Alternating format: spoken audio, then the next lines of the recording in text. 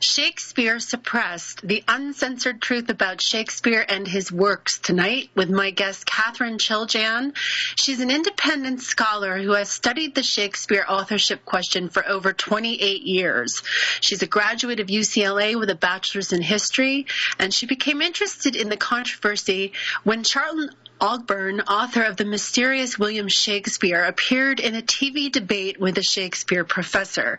She then started doing her own research, eventually publishing two anthologies, about the 17th Earl of Oxford and acting as editor of the Shakespeare Oxford newsletter. In 2003, she debated English professors on the topic at the Smithsonian Institution, and tonight she's going to be joining us to discuss the controversy, give us some of the parameters of her work, share her work with us, and some of the things that she has found. And in preparing for tonight's show, I was looking through some of her research and her work and researching a little bit online, and it was pretty fascinating, some of the things that have come up, and most people don't usually think about this topic or even question it. So tune in tonight, see where this takes us, and if you have any questions or comments, you can send it to me right here on the InQuick message board, and we'll be happy to take your questions on the air. Welcome, Katherine. Thanks so much for joining us. Oh, it's my pleasure. Wow, what a big topic. So what's your story? How did you get into all of this? I mean, I gave a little bit of that in your bio as I read it to the audience, but I mean, something must have picked up your passion and said, for 28 years, I'm going to focus on this. Tell me about that. Well, I first became exposed to there being a question about the identity of Shakespeare when I was in high school. And my English teacher said, some people think Shakespeare was Marlowe. And that's all she said, and she didn't get into it, but I thought that was intriguing. And then I saw on television, I saw a debate between a Princeton professor who thinks that everything is fine about Shakespeare, that there's no controversy at all, and he was debating Charlton Ogburn, who you mentioned in your introduction. And he wrote a wonderful book called The Mysterious William Shakespeare. And he was saying that William Shakespeare is a pen name, and that it was for the Earl of Oxford, and who was a nobleman. His name was Edward de Vere, but his title was Earl of Oxford. So all I saw was Charlton Ogburn making wonderful point after point after point for the Earl of Oxford, and the Princeton professor, he was supposed to be supporting the man from Stratford-on-Avon, who we all believe wrote the work, supposedly, and he couldn't make any point at all. He couldn't give any facts to support his case. So it really looked like a lopsided argument. And adding to that, I first read Hamlet when I was 21, not for a class, just on my own. And I was looking in the introductory pages of this work, and they gave a chronology of all the plays when they were dated and the order. And yet there was something funny about it. There were question marks after every play, like Comedy of Errors, question mark, 1595. Merchant of Venice, question mark, 1600, for example. I thought to myself, gee, after at least 200 years of research, they still don't know when Hamlet was written, for example. It's all a question mark. And so you have that combination of they don't know anything, and then watching that debate, and I thought to myself, I'm going to, read this man's book and get into it and, look into it more. And all you have to do is read one or two chapters of his book and you're convinced that the Earl of Oxford was the great author. I mean, it's so overwhelming. And then as I did get into it and I started to meet people who believed like I did, I noticed that they were all many, many years older than me. I was in my early 20s and they averaged 60, 70, 80. And they were a very small group. So that kind of made me feel, in a way, a little bit responsible that I have to help, carry it on, with other people of my generation. And so that sort of really ignited my interest. And also, for some reason, I just wanted to tell everybody about it. And Right now, I feel it in my face. I'm getting all passionate about it. So, well, it sounds like you and I have something in common. We look for the truth, and when we find something that doesn't quite feel truthful, it starts this chemical process in our brain, and we begin to say, yes. "Oh my gosh, I have to figure this out," and we go and go and go and dig and dig and dig until we find it. And that's one of the reasons why I wanted to bring you on the show, because I connected to you as a researcher in that sense and a truth hunter. So I needed to share that with you. But so we have this great book that, pretty much everybody on the planet, for the most part, has read at some point in their academic lifetime careers or have at least heard of. And why do you think it's such a big deal to admit that this is a pen name? Or why, I guess my first question in just listening to you talk would be, why would somebody go to so much trouble to not, share their identity and take on this kind of, this a dangerous thing to write plays or the material in there? So that's my first thought. So where would you go if somebody said, well, why? Why would they even bother to make it such a mystery? Yes, that's an excellent question. The reason why, we don't know the 100% reason why, but the main reason why is that if you are of the nobility, and he was, during that time period, any association with writing poetry or writing plays or things like that, that was considered frivolous. It was not something that a nobleman should be doing. A nobleman should be serving the Queen. This is the era of Queen Elizabeth I. We're talking 16th century. And nobility should be either a minister or should be, a leader in the war, in some sort of war capacity, military capacity, or serving the Queen in some high manner, not hanging around the theater and writing plays. And so to protect the family name, he didn't tell people that he was writing these works. Also, it's very important to know that after looking into this, the plays were really initially written for the Queen and her courtiers. First, keep in mind that the Queen did not go to a public theater. She had her own private, little area where she would be entertained with plays and masks and things like that. And so in some way, he was teaching. The plays were giving her a kind of exposure to, a muse or an inspiration. Would that be fair to say as part of an intention, then, whoever wrote this?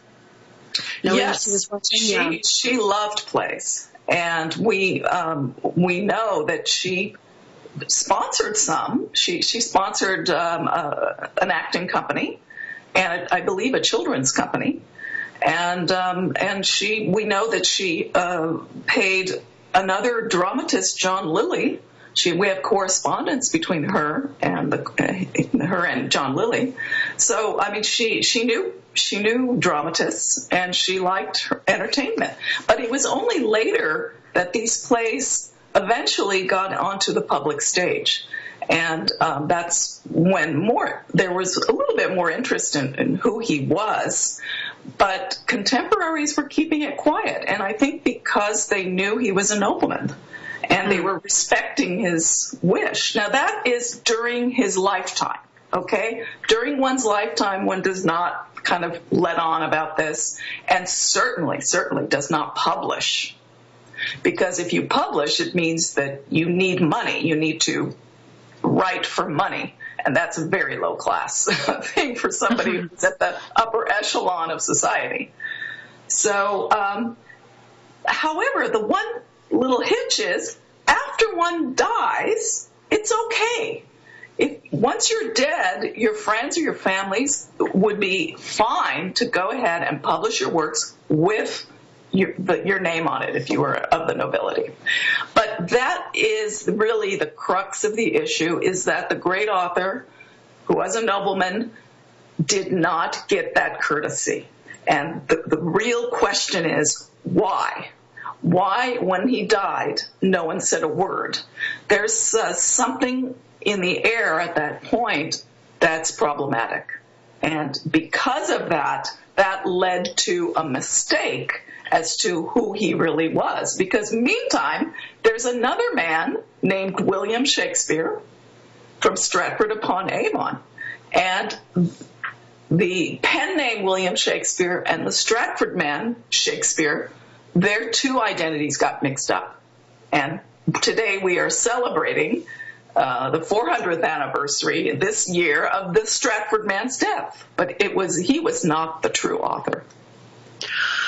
Wow. So does that make sense? yeah, it does. So who do you think, how do you think that mistake happened? I mean, in all your research and all your passion in looking into this, why do you think it was kept quiet that this Earl of Oxford wasn't given credit?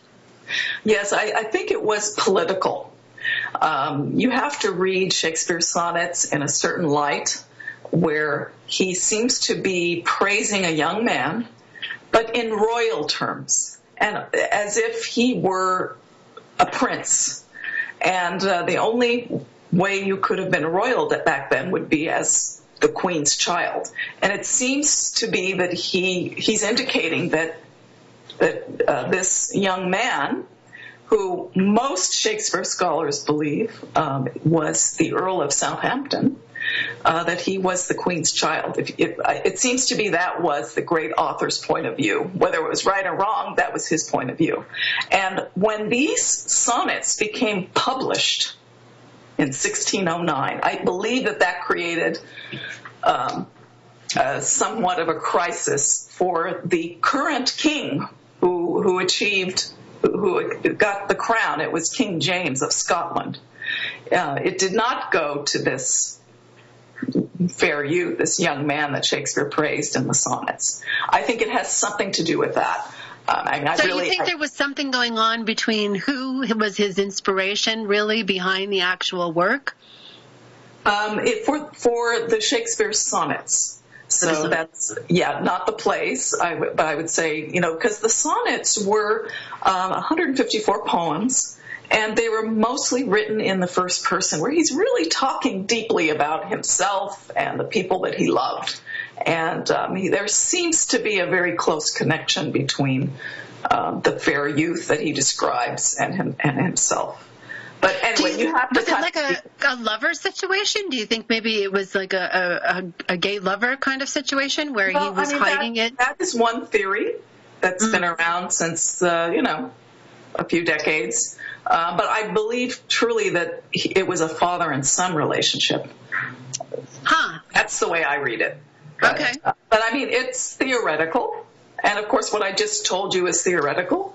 But in trying to understand why the authority did not allow the true author to get his due as the author of the greatest achievement in English literature, at least up until that point, you have to kind of go into the speculative realm. But as far as identifying the real author, contemporaries described him, and he was somebody who was very different from the Stratford man.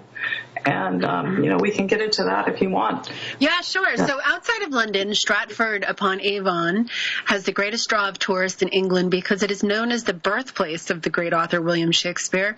But you, Katherine, think that this is factually incorrect. Why? It is because the man born in Stratford-on-Avon, his name was William Shakespeare. That's the way the name was phonetically spelled in the majority of cases, not like Shakespeare. There's no contemporary evidence, none during his lifetime, that connects him to writing. We have nothing in his handwriting at all, other than 6 signatures that were on legal documents. We have no evidence he went to school. There's no play manuscripts that have survived, or letters. We don't know what he looked like. We don't have an authentic image during his lifetime. We don't have payments to him as a writer, or as a playwright, or as an actor even. We don't have evidence that he was patronized. And when he died in 1616, nobody said a word. even his families and friends never mentioned, and neighbors mentioned, that he was a great author. So you just keep getting zero after zero after zero. I mean, there's nothing. And all the evidence that today's Shakespeare orthodoxy would tell you is after he died. So it appears to me that it was, this sort of myth was created after his death and after the great author's death. And it started in a publication in 1623 in a collection of the Shakespeare plays. It's 36 Shakespeare plays in one large book, and they call it today the First Folio. In fact, there is several tours of First Folio books happening right now in America. It's being showcased at various libraries because 2016 is supposedly the 400th anniversary of Shakespeare's death, so they're doing some special things. And so in the opening pages of this First Folio book, you have commendatory letters to the great author. And in one of the poems, actually, is the word Stratford Monument. And on somebody else's poem on another page to Shakespeare is Avon, Sweet Swan of Avon. And so there is a monument in the Stratford upon Avon Church to a William Shakespeare. So, you put A and B together, it must be, the resting place of the great author. And so that's an assumption that started very early. But, this is 1623. But as early as 1640, someone published a book and made a picture of a similar picture as the one that appeared in the Folio book, the one that we all know. It's black and white engraving. And they made a similar one to that, and underneath it they wrote this line: "This picture is renowned Shakespeare." I think the word was figure. "This figure is renowned Shakespeare," or shadow, with a question mark. So that's very soon after this Folio book came out in print. So people were already doubting it. But things happened, and people died, and the truth got lost over time. This is almost a 400-year myth that we're talking about breaking down, and so much invested into the structuring the story and who this person was into people's academia lifetimes. I mean, this is kind of such an odd, bizarre slip for me to grasp and wrap my mind around, because like you, I would think so many people would have asked the question, well, who is he? Who really, where did he really live? The reality of this man. But it seems that everybody just kind of, forgot him and just trusted what everybody said and didn't question anything. So it's kind of sad in some ways, because it makes me say, wow, people, we really don't question anything we're told. We just take it and, go with it. Well, so, nobody noticed he died. I mean, let's talk about his death. I mean, his birth record and death records. I mean, what about those? That's really amazing. The Stratford man, he died in 1616, and there was not one word said. And yet this great author, William Shakespeare, was praised to the hilt during his lifetime, and his plays were very popular, and his poems were very popular, and they went through many editions while the Stratford man was alive. And when other poets and playwrights died, they had often the privilege of being buried in Westminster Abbey, a place where kings and queens are buried. And we have that with Edmund Spenser. He wrote The Faerie Queene. He died in 1599. We have it for Ben Jonson, who was also a playwright and poet. He died in, I believe, 1638, and then Michael Drayton in 1634. So, I would assume that most of your listeners weren't familiar with those authors, but Shakespeare was more famous than those authors, but why wasn't he buried in Westminster Abbey? Why didn't anyone note it? See, that's a great question mark. See, the problem is the merging of these two identities. There was a man named William Shakespeare who was involved with the theater, the Stratford man. He did get involved with the theater, but my research shows me that it was only as a financier, someone who was basically loaning money to the companies, to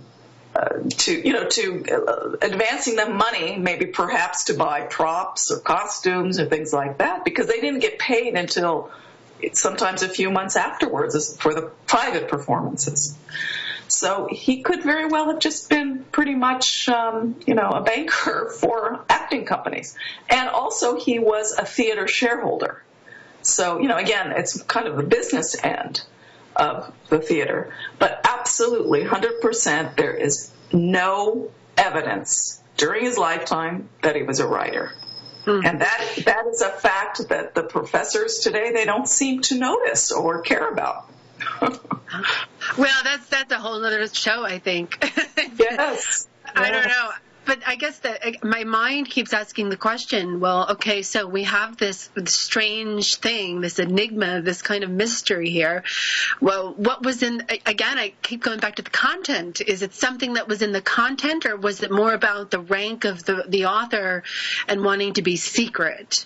Or do you think it was both or neither? I mean, well, let me give you an example. Keep going back to the content and saying, well, was there something in the content that somewhere behind the scenes where people aren't looking could have been sensitive to the nature of perhaps an inheritance, or if this was a father-son type love story, or, devotion or inspiration in the sonnets, which I think poetry holds an energy, and it holds that love, and it holds that, and he wrote, like you said, very deep, powerful first-person type accounts. Would this possibly have exposed something on the other side of that maybe would have taken money away from somebody, or parental rights? I mean, is that kind of where you think it went? No.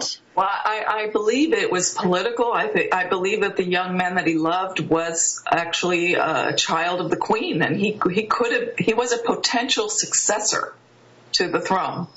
And I believe that he did not have the support. I think a certain powerful faction did not want this young man to succeed. And also it would totally disrupt the myth of the Virgin Queen. That's what now we're getting somewhere. Yeah. Yes. Okay, so now how would that disrupt the Virgin Queen myth? Well, it would mean that she was not a virgin. I thought everybody assumed that. Yes, but, she's a whole nother topic, that woman. She was not like a nun or a matronly style person. She was a very, woman with a temper, a woman who liked handsome men with long legs and who danced well. I mean, she would promote those people. The Earl of Oxford was one of them. He was also quite a handsome man. And whenever one of her courtiers got married without her permission, she would banish them. So, she was she just wasn't a sweet, virginish type of person. She got very jealous. So would this be something then that she might not want to acknowledge the author because of like a broken heart type bad ending of a lovership type thing? Is that possible? Something like it, but I think it's more her ego. I think, admitting that she really did have a child, actually probably children. I mean, this is speculation, of course. I can't give you proof on that. Yeah, I know, but I love talking about it this way. But she had a very close relationship with the Earl of Leicester, Robert Dudley. And it was known that whenever they went on progress, when the court went on progress to various country homes, their bedrooms would be right next to each other. And, I can't tell you the full history of that, but at one point... It makes you wonder, because this woman obviously has an image of a virgin queen, and she's got the church to stand up to, and her queendom, and she has a taste for lovers, and there's a little bit of drama going on in the background here. And so, you have kind of more of a soap opera story than you do maybe a love sonnet, but maybe the love sonnet was something that the real karma that comes into the controversy isn't so much about, who really was, well, maybe it is, but, who really was this man, William Shakespeare, as much as it was, why didn't she honor him the way she should have? Yes. Yeah. Well, I think a lot has to do with ego. But anyway, there's a lot that can be said as far as her, romances, which were rumored about. In fact, she and Robert Dudley, they had asked permission to marry from the Spanish ambassador, because at that time Spain was very powerful. So she got pretty close, at least, to getting married. But anyway, I don't want to get diverted. So we kind of got off on that piece. Yeah. So, but you were mentioning about politics or, sensitivity in the works. And for example, I give you in Hamlet, one of the characters is called Polonius, and Polonius is the king's counselor, the prime minister in essence. But many historians see that was actually a lampooning of a real man, Queen Elizabeth's prime minister, named Lord Burleigh. And he was the most powerful, next to the Queen, the most powerful man in England. And, it was not a flattering portrayal. He kind of was shown as somebody who was long-winded, and he was not really very well portrayed there. And it's interesting because the first printed edition of Hamlet gave his name differently. He was called Corambus, and Corambus means one-hearted. And Lord Burleigh's motto was, Corambus means two-hearted, and Lord Burleigh's motto was one-hearted. So it seems to be, kind of a cynical portrayal of him and a cynical name. But in the second printed edition, the name was changed. So that shows you right off the bat there was some sensitivity going on. And also, for example, Richard III, he was kind of a king with kind of a diabolical character. And yet many people during this period saw Lord Burleigh's son, Robert Cecil, as like a Richard III, because he had a hunchback. They both had a hunchback. So people read that perhaps into the plays. So there are, and who else could portray him as well as somebody who knew him? And the Earl of Oxford, of course, knew him. He was raised, they were raised like brothers in the same household. So if the works were attributed to a man who was from a small town north of England, who had no connections to the court or the Queen, then no one's going to make that connection that, he's making fun of Lord Burleigh and his son, you see? So there are some political ramifications. Yeah, just listening to it, it reminds you of some dramas going on in the world today. It's similar to this. Do you think it's a case of mistaken identity, or do you think somebody had a little more maliciousness to it, where it was downright stolen away from the true author? Which direction do you go in that? I think it was deliberately. It was deliberately. The mix-up was deliberate. Yes. I think it has to do with Lord Burleigh's family. I think they didn't like their portrayals in the various Shakespeare plays.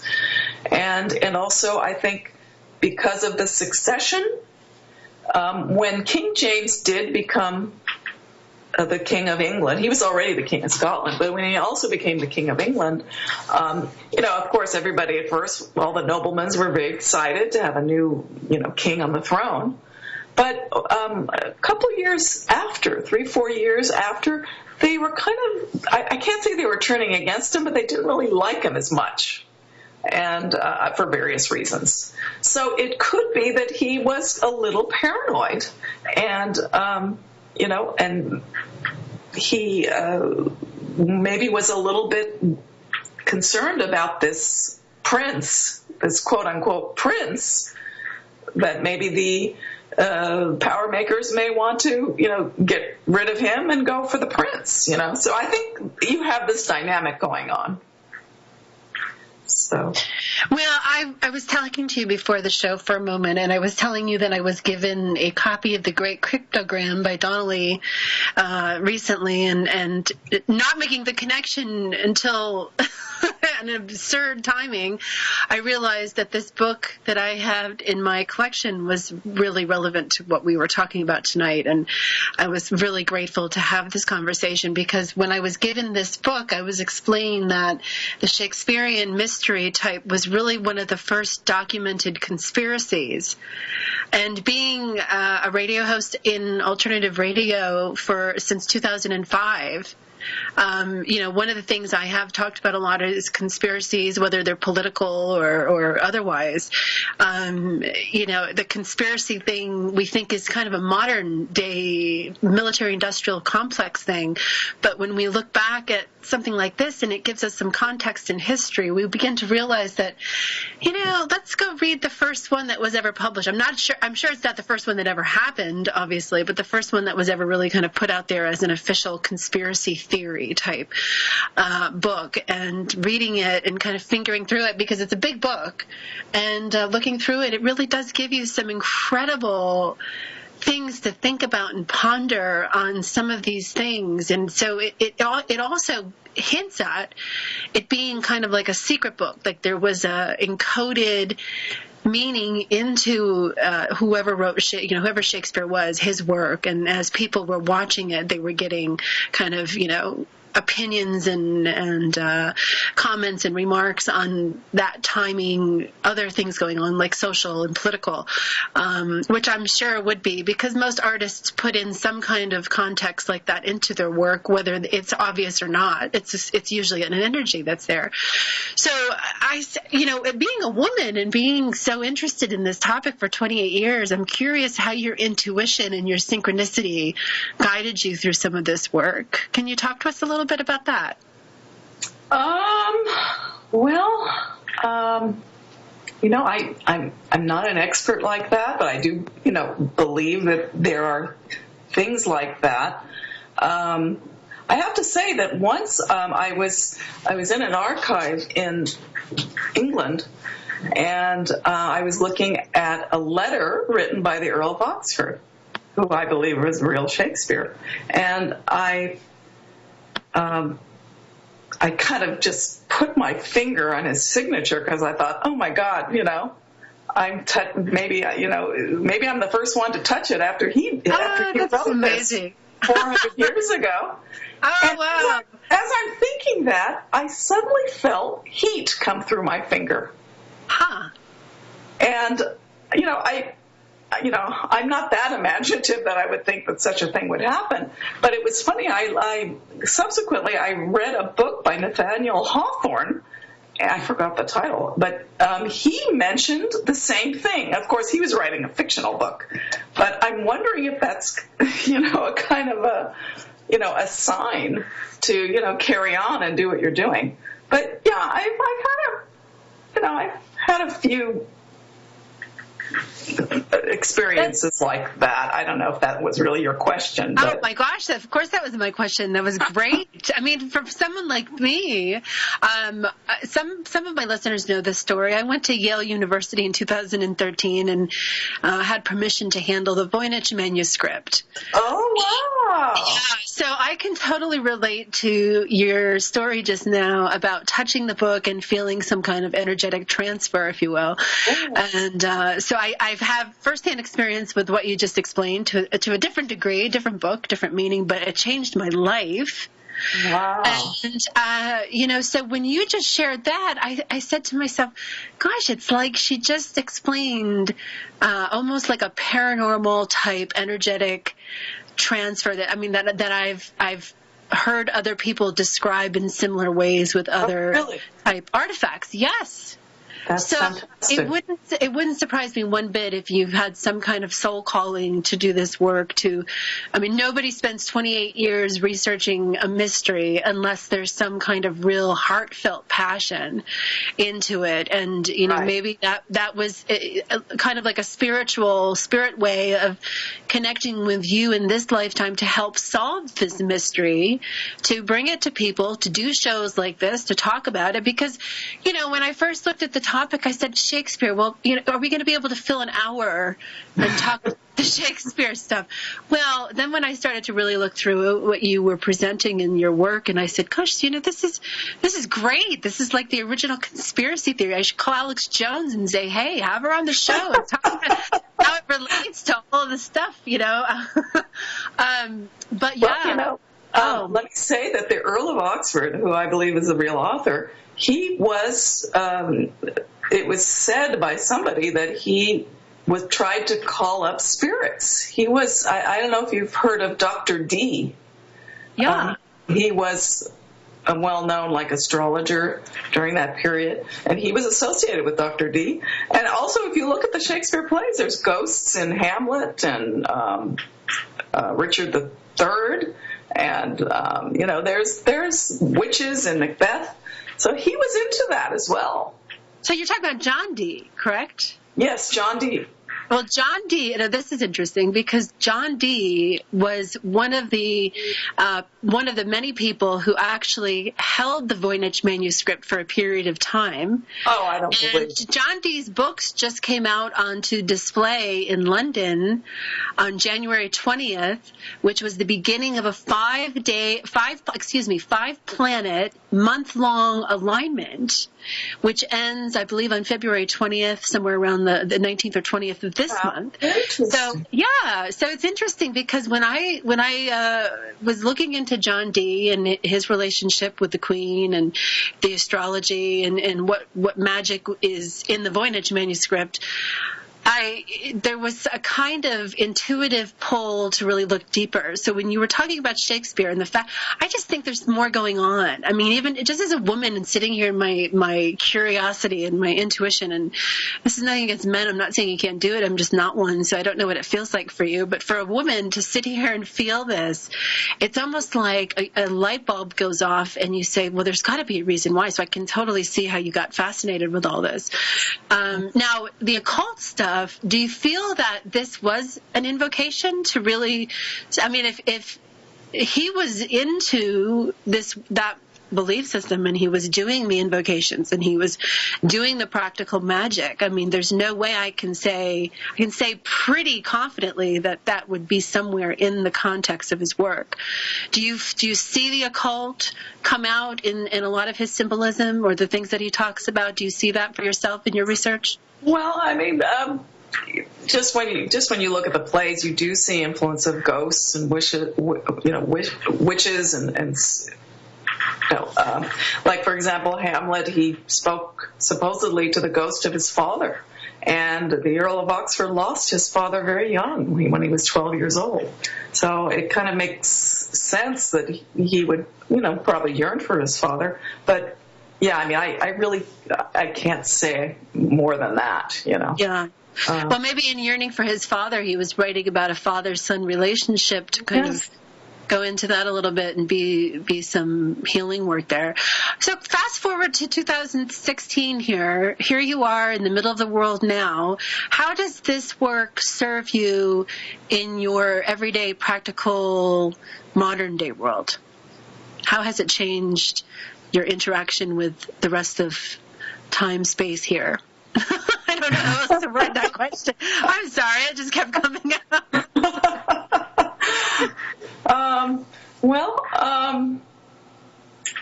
I mean, the more I get into it, the more I learn, the more papers I have to write, the more books I have to write. You know, it just keeps mushrooming bigger and bigger and bigger. And, you know, yeah, I mean,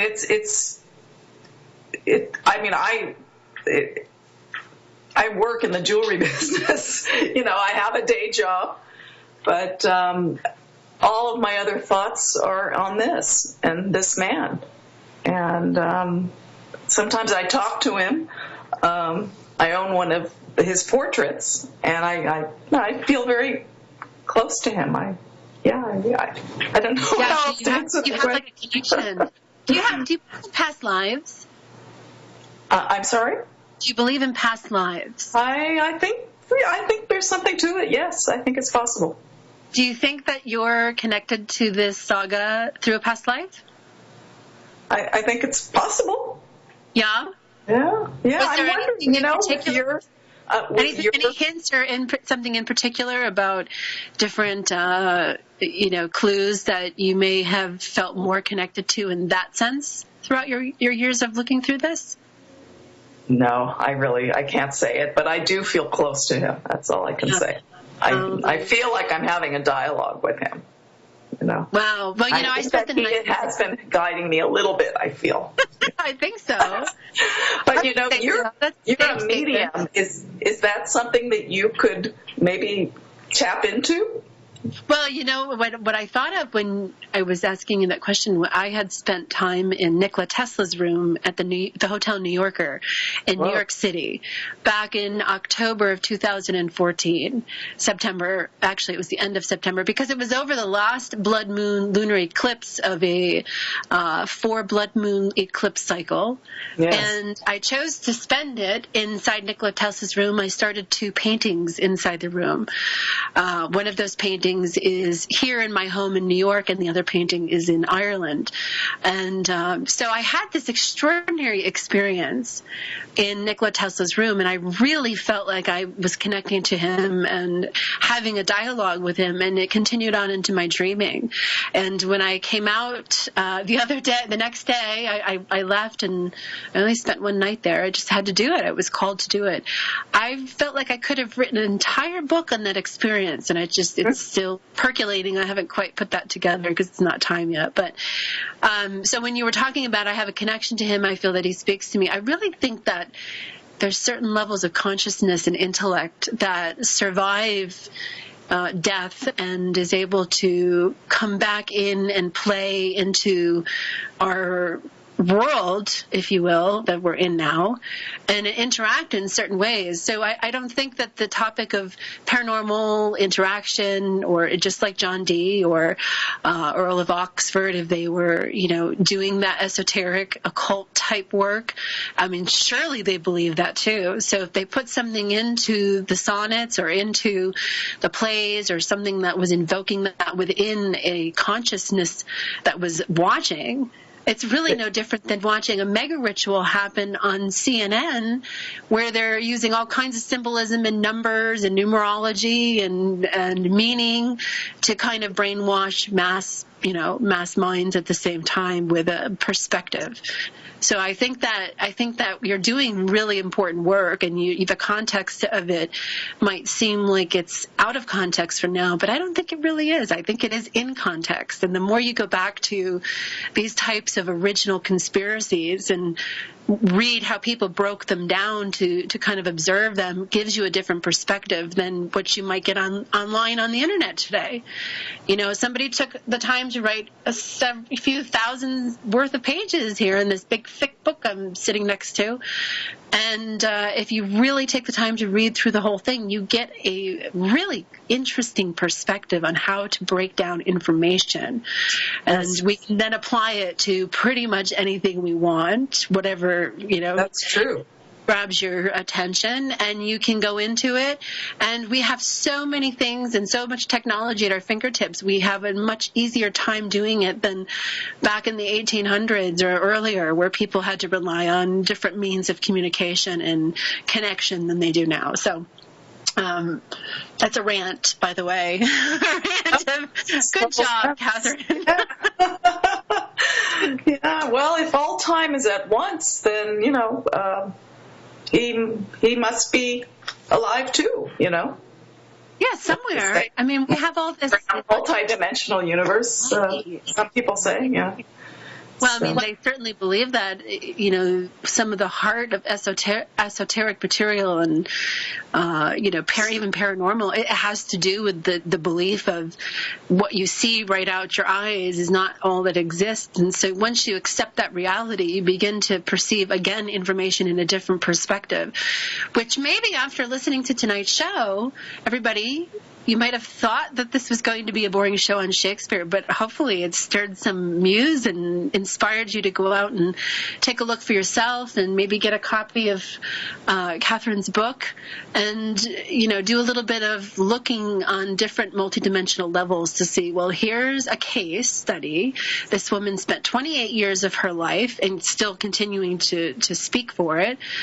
And she's owned her content of research, and she's put it out there, and she's talking about it and sharing it. And as we share the conversation with others and people listen, that's how things spread. It's like it's almost like an infusion into your consciousness of truth. And if there is a spirit behind all of this that's helping Katherine do this journey and to complete this work, then my goodness, it's certainly alive in this show. It's certainly alive in everybody who picks up anything to do with that. Or if you see something synchronistically, you're walking by a bookstore and there happens to be a Shakespeare, go buy it. Go buy it and read it, because you just listened to this show and there might be something pulling you into the information. That's what I find in more modern day contexts when I'm watching an event happen. It's kind of that way. So it's like, let me get the attention of my curiosity, if you will, and see where that goes. And so... Well, if anyone deserves to have the truth be revealed, it is the man who wrote the Shakespeare works, because they are such a phenomenal achievement.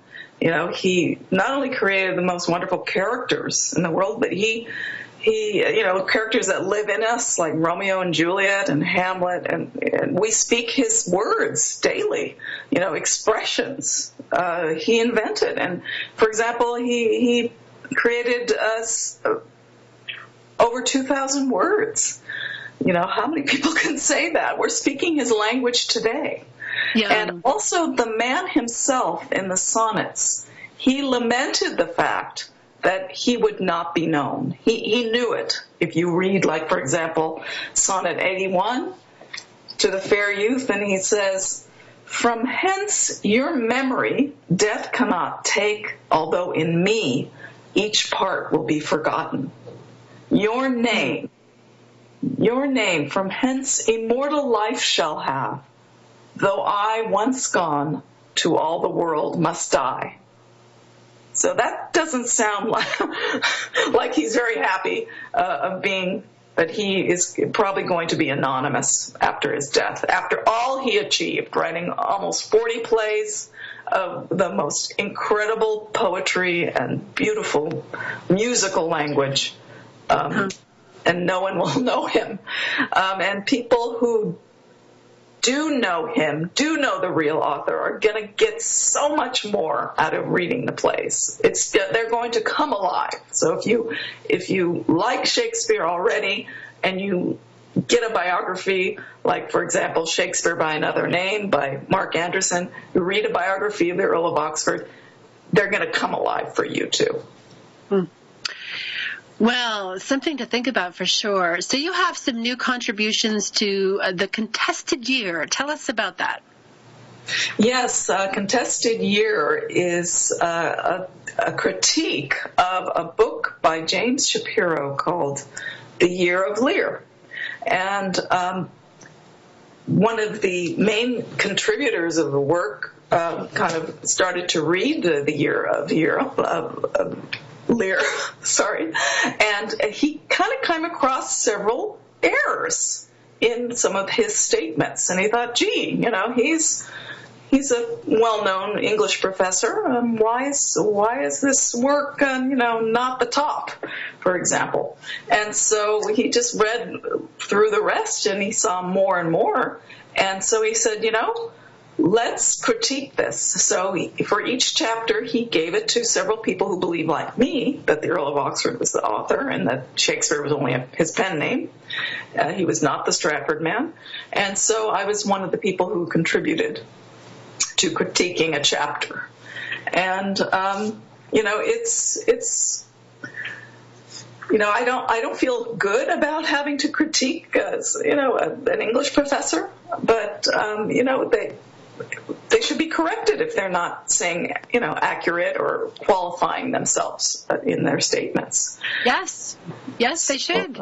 And bravo for you to speak up against that and to stand up and say, wait a minute, and perhaps that's part of your spirit and why you've been chosen in this quest to really, get this material in front of people's face and say, look at this. Let's get the record straight for everybody. That's what it's all about.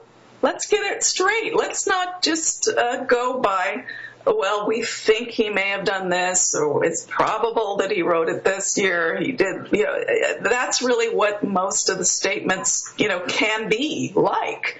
And in some cases, the qualifiers are no longer used now. So, some statements are just made as if they are fact. And it's time to, look at that and say, well, hey, wait a minute, that's not exactly so.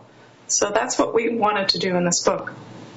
What do you say to people who may be listening and putting this into context, modern time now, we fast forward to now, with their own work, their own body of work, their own content, they're a poet, or maybe they're an armchair researcher and they've put things together and they do this and they share stuff on Facebook and social media and they get it out, they have a YouTube channel and they're trying to do something about, where have you any comment on what it means to really own a large, or I don't even want to put a size to it, but to own content and to put your name on it and to, be responsible and accountable for the stuff that you put out there.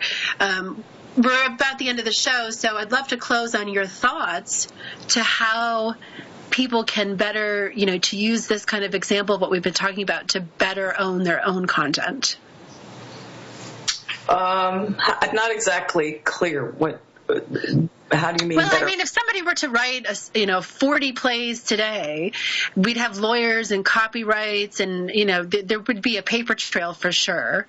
So I'm just curious, you have any advice for people who are maybe the struggling writer or, somebody who has written a book or, owning the content, put your name on it, own it, be accountable for it. If you use a pen name, I don't think anybody can get away with something like this nowadays because we're so connected and so digital. But anyway, I thought you might have something to say about that. And also the fact that 2016 is the 400th anniversary of Shakespeare, his death. So we have conferences planned, we have parties planned, we have celebrations, memorializing, and this is all up to the wrong man. Yeah.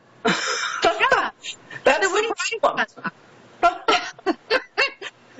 But to answer your question, I would say, yes, you have to really try and do your fact-checking and make sure that, you can back yourself up. I think that's, for scholarly research, that's really essential. And I think that we, We need to. Yeah, no, Everybody needs to do it. Yeah, Not just own your work. And for the people who experts. struggle, there's some that struggle with that. You just get over it, own it. If you've created it, be proud of it. Do right by the things that you have done and created, and let people know. And it's not an ego thing anymore. I think it's more of, this came from me, and that's my legacy of sorts. So. When everybody is thinking about the birthday party for Shakespeare this year, think about this show, come back and listen, share it with your friends, subscribe on my YouTube channel. There'll be more goodies coming out soon. Katherine, thank you so much for joining me tonight and sharing this great conversation. Do you have anything coming up that people can subscribe to, or, where can we find you, your book, all that? Yes, well, I do have a website, but it got hacked recently. I don't know by who, but that should be up probably by the end of the week. So it's shakespearesuppressed.com, and you can read a little bit about my book, and also you can get it through Amazon. Great. Well, we're out of time tonight. Thank you, Katherine, for being here again, and everybody for joining us and enjoying the conversation tonight. I look forward to next time. You're listening to Yin Radio TV. I'm your host, Hillary Ramo. Until then, namaste, everyone.